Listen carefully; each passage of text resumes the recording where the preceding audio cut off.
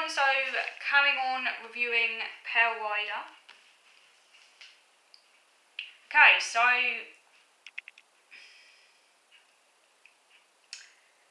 now interestingly, bacteria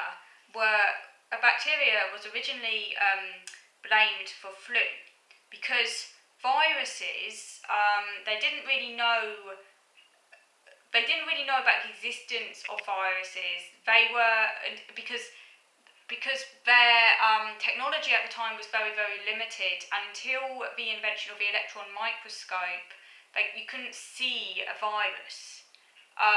So many viral diseases were blamed on bacteria, and indeed, bacteria was originally blamed for flu.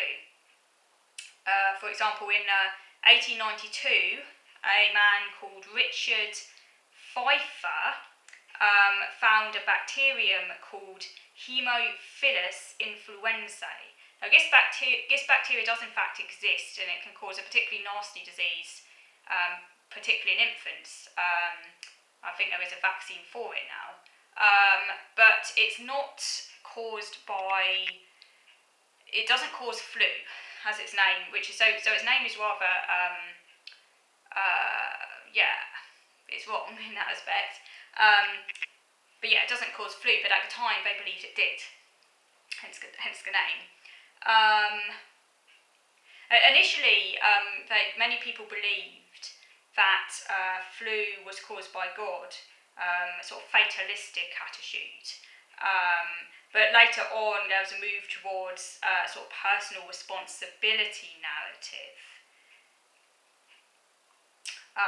where, because science can control it, the idea was that if you got ill, then it was your responsibility because you should know better. Obviously, this was a very arrogant attitude, because obviously if people were poor, they couldn't help being poor, and there's not much you can do about your sanitary situation if you happen to be poor. But the rich blamed the poor, saying, you should be able to deal with it, got the...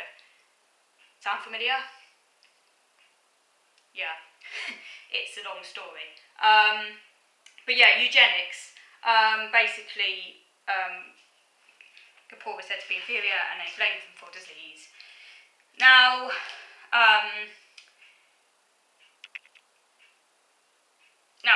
so the start date of the 1918 pandemic was said to be 4th of March 1918. This was the putative start date, where a mess cook at Camp Funston in Kansas, Albert Gitchell, was the first case.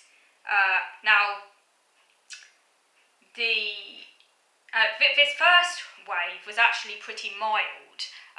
It wasn't really any different to seasonal influenza. The only main difference was the time of year. You don't normally get flu outbreaks are normally more likely to be in the autumn and winter, but its actual severity, it was similar to that of seasonal flu. It was just that loads and loads of people were getting sick, more than like normal. It was the second wave when the disease mutated. Now, the second wave occurred in mid-August and was particularly virulent during the autumn of 1918. That was the most severe. That was almost like a completely different disease. Now, interestingly, the epidemic was declared over a bit prematurely, in fact, in New York on 5th of November, although it did come back later on, so that's a bit premature, calling it over again. But it did linger on in war-torn Europe. In actual fact, the November armistice celebrations spread the flu. By December 1918, most parts of the world were again free of the flu. But again, there was a third wave early in 1919, which was intermediate in terms of virulence, and that peaked in New York in the last week of January of 1919. Most people consider that the third wave, hence the pandemic, was over in the northern hemisphere by May 1919, but it did linger on in the southern hemisphere, and it was over everywhere by the 18th March of 1920. So yeah, so it would have lasted about 2 years in total. Most who caught it in the spring of 1918 recovered. They, I guess what you could say, were the lucky ones if you got it in the spring before it had mutated. But obviously when it returned in August, it was far, far worse. One doctor labelled the chilling effect of the second wave, a very severe wave. He labelled it Heliotrope Cyanosis.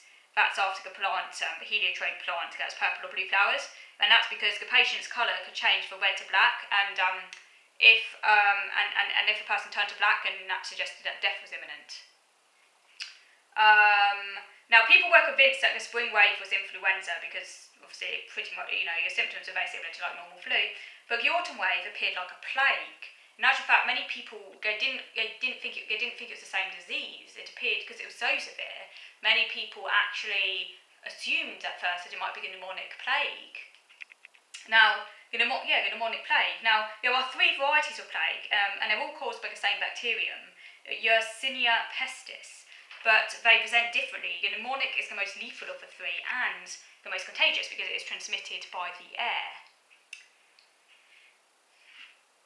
She then goes on to talk a little bit about disgust in our attitude towards disease, and how disgust is a basic survival mechanism for animals. In order to avoid contagion, it's quite important that you have a disgust response. Interestingly, many animals actually dispose hygienically of their dead, suggesting that it's quite a very old mechanism, not just in humans but in other animals too. Interestingly, also chimpanzee troops steer clear of each other in the wild to avoid contagion, for example. Like chimps, human groups have been avoiding each other's germs, for millennia, but as we became more sedentary, we had to find a new strategy. It's a lot harder then to avoid germs. So one such strategy is obviously quarantine. Now, quarantine was actually invented by the Phoenicians in the 15th century when they forced ships to sit at anchor for 40 days, which is a quarantina, before being allowed to land. She then goes on to talk about collective resilience and how in crises we no longer identify as individuals but members of a group defined by being victims.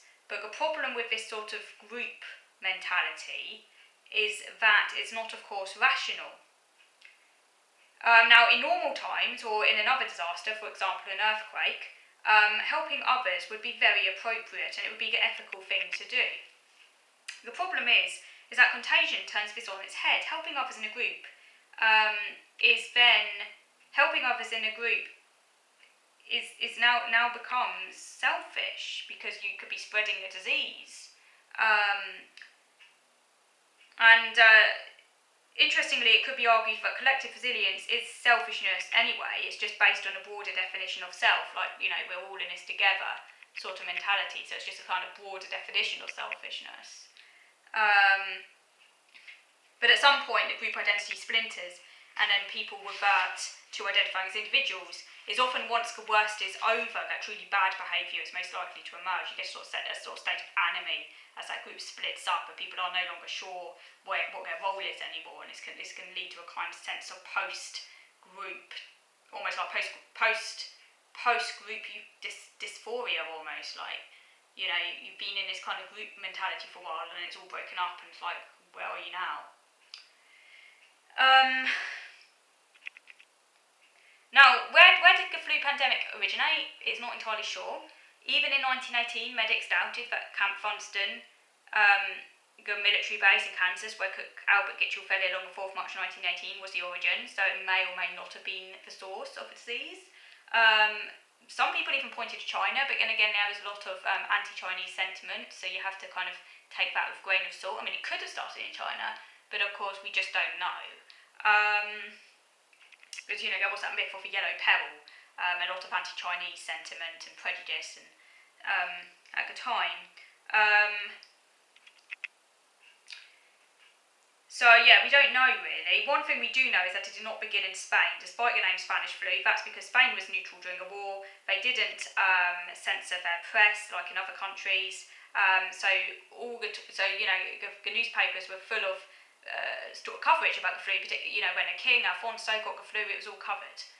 That's why it got named to be called the Spanish flu, but it wasn't, we know that it didn't originate in Spain. Yes, we don't know where patient 0 came from. It could have been in a sunflower state of Kansas. You know, it could have been a farmer from there, because Camp Funston did do recruits from there, you know, many farmers. And it was a very poor area around Camp Funston, where Camp Funston drew a lot of its recruits from. So we don't know.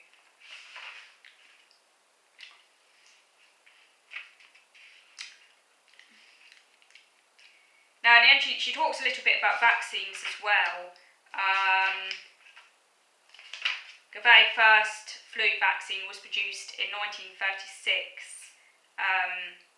It made a virus that didn't replicate well, so it's a very, very mild vaccine.